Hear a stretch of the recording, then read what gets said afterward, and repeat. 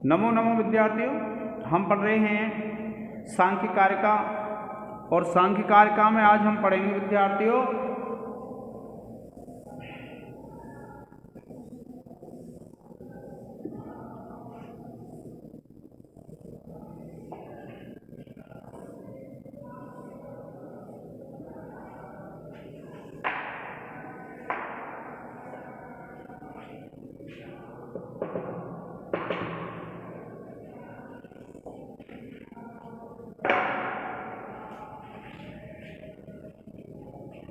अब देखिए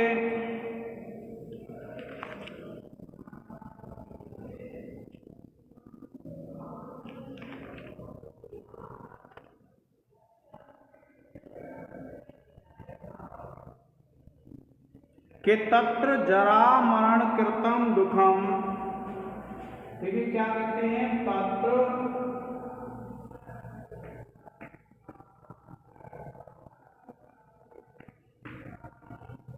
जरा मरण कृतम, तत्र जरा मरण कृतम दुखम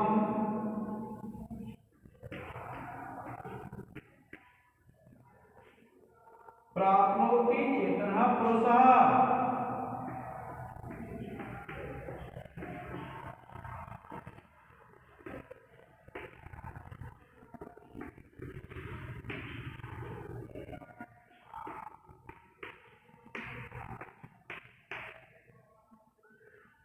लिंगस्या विनिवृत्तेः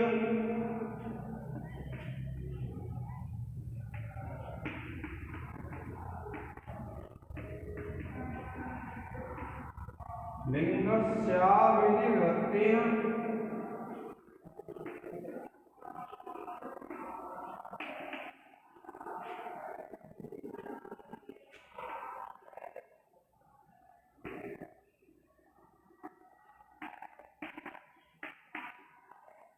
तस्माद्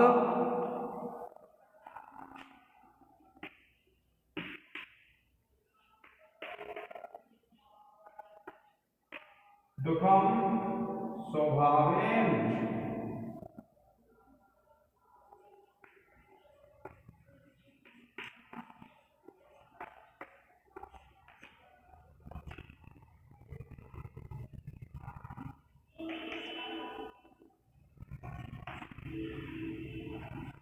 देखिए क्या कहते हैं कि इस संसार में या उक्त विभिन्न योनियों में चेतन या चेतना युक्त पुरुष लिंग शरीर की निवृत्ति तक बुढ़ापे और मृत्यु से होने वाले दुख को प्राप्त करता है। इसलिए दुख लिंग शरीर की निवृत्ति पर्यंत स्वभाव से ही है।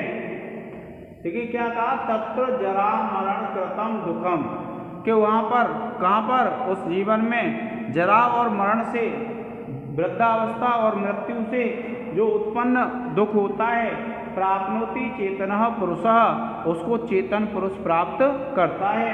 और लिंगस्य अनिवृत्तेय तस्मात् दुखम स्वभावेन, और लिंगस्य अनिवृत्तेय का तात्पर्य जब तक लिंग की निवृत्ति नहीं होती है, जब तक लिंग की समाप्ति नहीं होती है तब तक, क्या कहा, लिंगस्य निवृत्तेय, कि लिंग की जब तक समाप्ति नहीं होती है तब तक व्यक्ति को इस संसार में दुख को भोगना पड़ता है।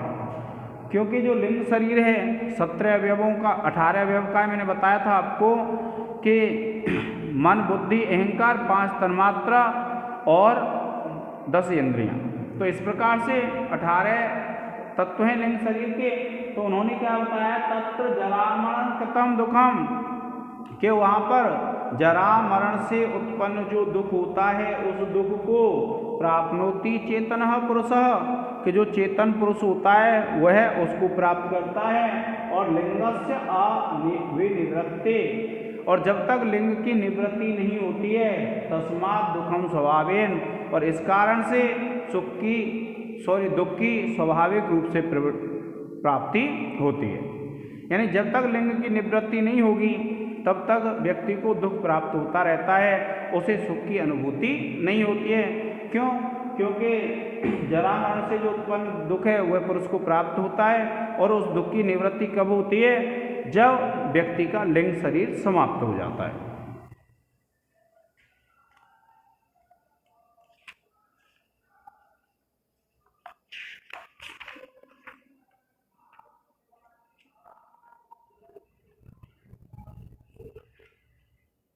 अब देखिए इत्तेष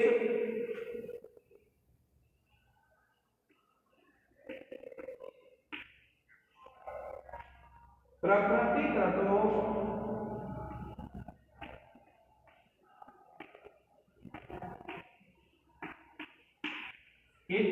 प्रकृतिकृतो महता आदि विशेष भूत पर्यंतः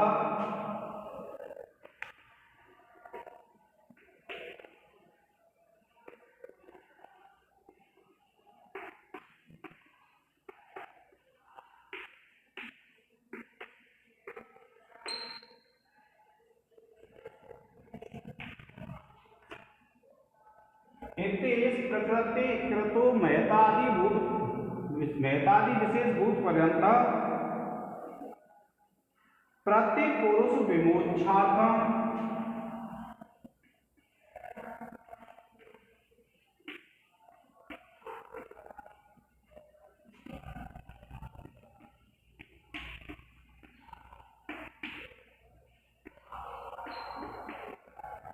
प्रतिपुरुष विमोक्षार्थम स्वार्थ एक परार्थः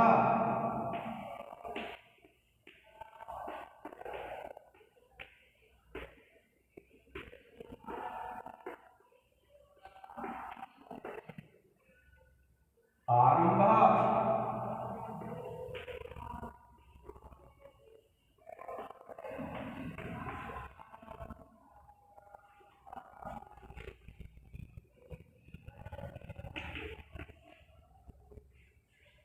देखिए क्या बताया है कि इस प्रकृतिकृतो महतादि विशेष भूत पर्यंत, कि देखिए पूर्व वर्णित यह जो प्रकृति द्वारा किया हुआ महतत्व से स्थूल भूत पर्यंत सृष्टि प्रक्रिया के प्रत्येक पुरुष के मोक्ष के लिए होने से अपने लिए प्रकृति के लिए प्रतीत होता हुआ भी दूसरे के लिए पुरुष के लिए है। क्या कहते हैं? क्या कहते हैं? इत्तेष प्रकृतिकृतो, कि यह जो प्रकृति के द्वारा किया गया है। क्या कहा? इत्तेष प्रकृतिकृतो, कि यह जो प्रकृति के लिए किया गया है महता आदि विशेष भूत पर्यंत, और जो महता आदि से लेकर के भूत पर्यंत तक प्रति पुरुष विमोक्षार्थम, प्रति पुरुष के मोक्ष के लिए स्वार्थ एक परार्थ आरंभ, कि स्वार्थ के समान ही जो परार्थ है वह प्रारंभ होता है।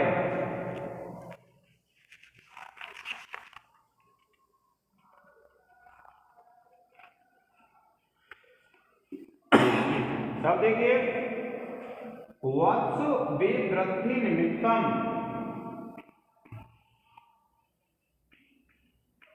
वत्स वृद्धि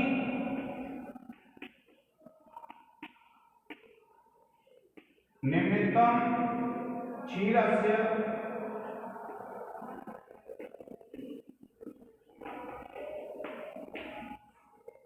यथा प्रवृत्ति यस्य,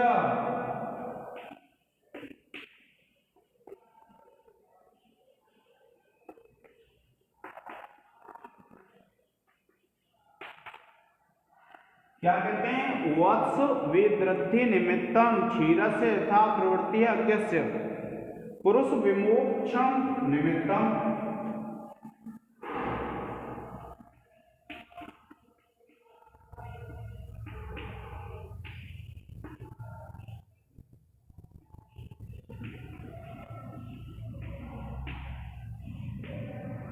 पुरुष विमोक्ष निमित्तम तथा प्रवृत्ति प्रधानस्य।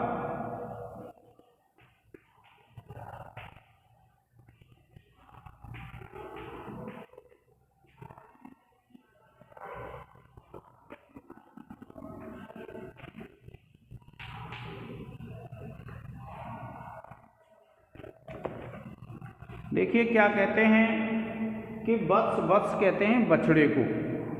बछड़ा किसका होता है? गाय का। तो वत्स विवृद्धि निमित्तम, बछड़े की वृद्धि के कारण क्षीरस्य, क्षीर की, दूध की, यथा प्रवृत्ति अज्ञस्य, कि जो अचेतन होता है, अज्ञ होता है दूध, उसकी जिस प्रकार से प्रवृत्ति होती है, किसके लिए?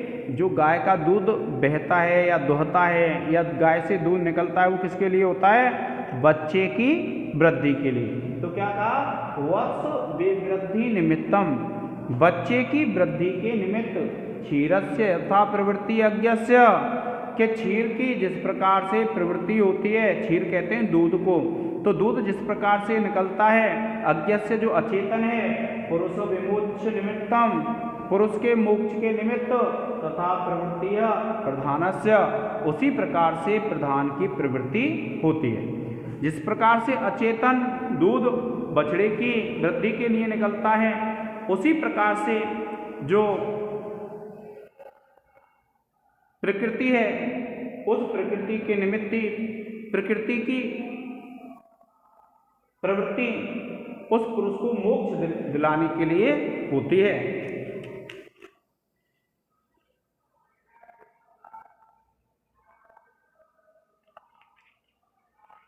अब देखिए क्या कहते हैं कि पुरुष औत्सुक्य निवृत्ति अर्थम,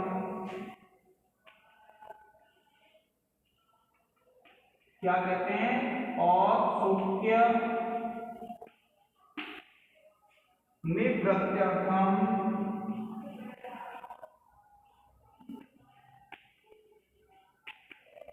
औत्सुक्य निवृत्त्यर्थम यथा क्रियासु प्रवर्तते लोकः,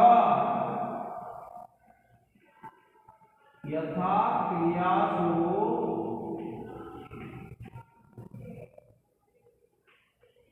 प्रवर्तते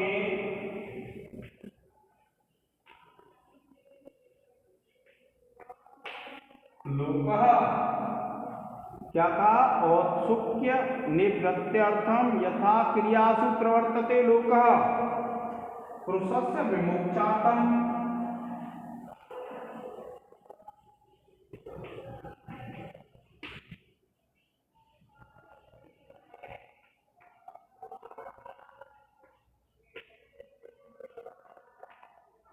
पुरुषस्य विमोक्षार्थम प्रवर्तते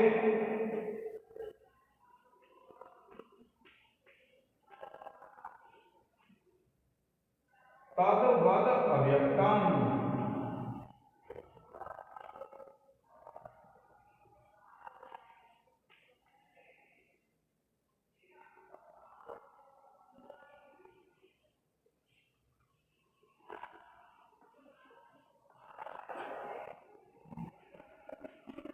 देखिए क्या कहते हैं विद्यार्थियों कि औत्सुक्य निवृत्त्यर्थम यथा क्रियासु प्रवर्तते लोकः, के औत्सुक्य की निवृत्ति के लिए जिस प्रकार से लोक क्रियाओं को करता है, और पुरुष सस्य विमोक्षार्थम प्रवर्तते तद्वत् अव्यक्तम, कि जिस प्रकार से उत्सुकता के निवारण के लिए लोक क्रियाओं में प्रवृत्त होता है, उसी प्रकार से पुरुष के मोक्ष के लिए जो प्रकृति है वह प्रवृत्त होती है तद्वत् अव्यक्तम, कि जिस प्रकार से व्यक्ति अपनी उत्सुकता को शांत करने के लिए क्रियाओं में प्रवृत्त होता है, उसी प्रकार से जो प्रकृति है वह प्रकृति भी क्या है? उन क्रियाओं में प्रवृत्त होती है। कौन सी क्रियाओं में? जो क्रियाएं पुरुष के मोक्ष के लिए होती हैं।